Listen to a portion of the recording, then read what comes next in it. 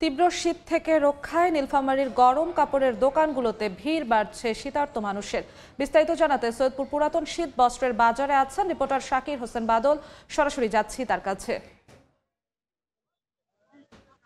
মেঘলা আকাশ, হাড় কাঁপানো শীত।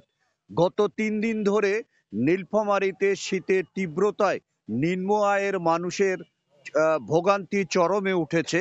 আপনারা দেখছেন যে আমরা এই মুহূর্তে আছি সৈয়দপুরের পুরাতন বস্ত্রের বাজারে। এখানে এটি মৌসুমী বাজার, প্রতি শীতেই এই বাজার এখানে গড়ে। এখানে প্রায় 200 থেকে 250 পুরাতন বস্ত্রের দোকান আছে, যেটি এই শীত উপলক্ষেই শুধুমাত্র এখানে বসে। এটি লাইনের ধারে প্রায় 1 কিলোমিটার জায়গা জুড়ে এই দোকানগুলো এখানে রয়েছে। আপনারা জানেন যে নীলফামারী হচ্ছে নিম্ন আয় কৃষিজীবী, শ্রমিক এবং মধ্যবিত্ত লোকের বসতি এখানে বেশি।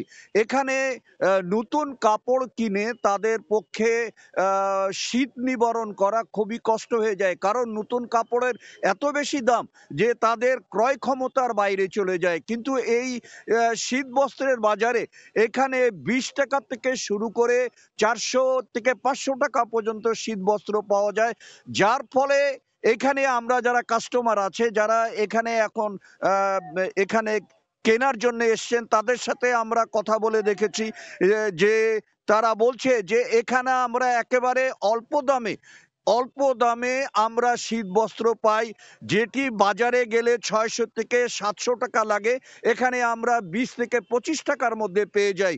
এই কারণেই কিন্তু এই মার্কেটে আসা। এই ছিল আমার কাছে সৈয়দপুরের পুরাতন শীত বস্ত্রের বাজার থেকে সর্বশেষ। নীলফামারী থেকে যুক্ত হয়েছিলেন সহকর্মী শাকির হোসেন বাদল।